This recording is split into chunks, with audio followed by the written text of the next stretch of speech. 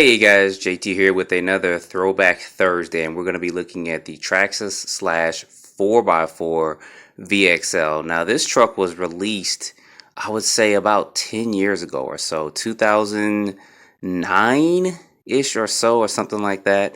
They had first released the two-wheel drive slash, which was one of the first short course trucks. I know that there were other ones out that actually brought people back into the RC scene and into racing and stuff. And then later they released the 4x4 slash VXL, which is what you see here.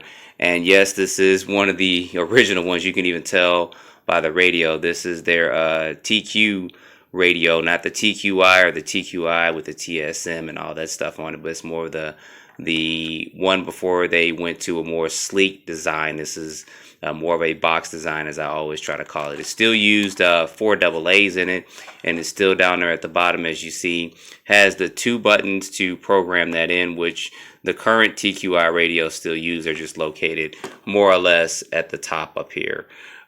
So I like, actually, when I had this radio with my other cars, I actually liked it because it actually felt good and stuff in the hand. So it was a pretty good ready to run radio that came with the kit. Now, for the slash itself, take this body off. This is not, of course, the current or new one. The current one or the new one has a LCG or low center of gravity chassis, and this one does not. It took them several years to come out with the LCG chassis for this. So they actually came out with the Traxxas Rally first that had a low center of gravity chassis, and then they actually put that same chassis onto the slash sometime later. So you guys see up in here, it does have the VXL system. I believe this is about the second, maybe close to the third revision of this brushless system, but it is not the new one. The new one, of course, has capacitors and stuff on the back of it and stuff as well. So they had several revisions as well, because one of the VXL models that if I can recall, when they first went brushless, it just didn't have one single can. It actually had 2 or 3 pieces to going in, and if you had to change the bearings out or something like that, because I remember that because I actually had to go in and change the bearings out on one of my old Stampede 4x4s when it came out. And you did have to go in. The can was made of 3 pieces. I just had a plate on the front of it where you took some screws out, and that was removed. And of course, it had the top part as well. But they later on, I think a couple of years later, they transitioned into just using a single can for those. And then, of course, the newer system either has stronger magnets, or it's 4-pole. So I still have yet to test the newer VXL ESC with a 4-pole motor, just to see how that holds up and how that handles. So, but anyway, when this truck was released, you guys see it does have a couple of features on here. It does have, of course, adjustable turnbuckles. Get this light going real quick. There we go. Yeah, it's a little dirty. It does have adjustable turnbuckles and stuff on there. But this one does have plastic shocks. It is not the platinum version, which, of course, the platinum version came out later on, which had better shocks and stuff like that on it. They actually had their GTR shocks on there as well. This one it brought people back into the hobby. So I give Traxxas props for that. When they released their whole short course series, the 2-wheel drive slash and the 4-wheel drive slash, it actually brought people who weren't in the hobby back into it and brought some people back. And then companies kind of followed that trend. They started making their own short course trucks. Of course, Losi made theirs, Associated made theirs, Techno, etc., etc. So a lot of the racing companies and hiring companies started making short course trucks as well, and making them on the spec or standards. So this is actually a large chassis. If you've never seen a short course truck up close, a 2-wheel drive or a 4-wheel drive, they are literally almost the size of an 8-scale buggy. They're a lot lighter and stuff, and they're not as nimble, but they are literally that size. And when Traxxas released their Rally, their 4-wheel drive Rally VXL, it was a pretty large car. It's not the same size as their current Rallies they have out. It was a lot larger. So you guys see there with this chassis how it more or less is a high center of gravity, and the LCG one, of course, is low center of gravity, so it is going to be lower.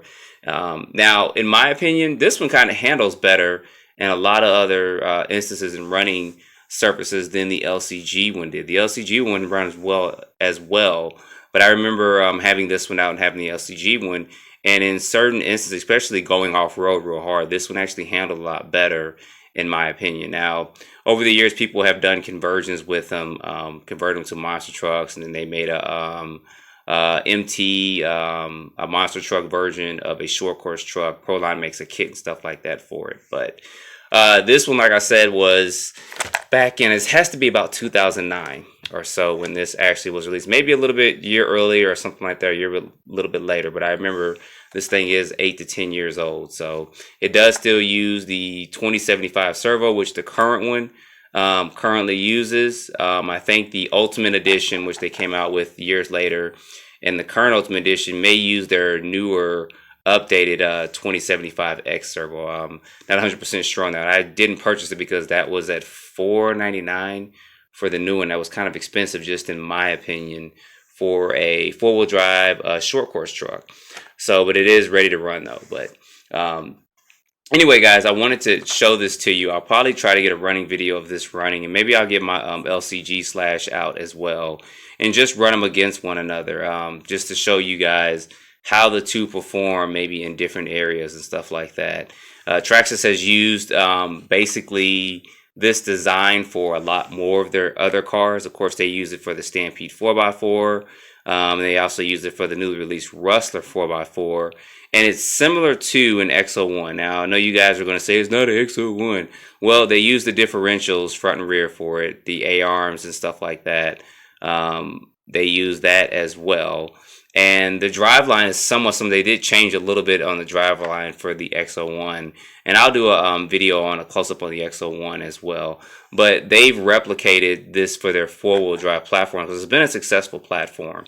And one thing that you can always guarantee with any Traxxas vehicle is part support and aftermarket part support. That's a very, very strong point for Traxxas, is that you can walk into any hobby shop and find parts for just about any of their vehicles because they do kind of replicate this design here. So, but anyway, guys, I wanted to show this to you guys. I'll probably get a running video of it soon.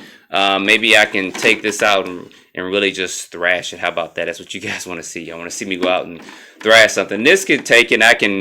I wouldn't mind breaking this one if I broke this one because I have parts for it, and it's pretty easy to repair and work on as well. So anyway, guys, don't forget to like, subscribe, and stay tuned for more videos. Thanks for watching.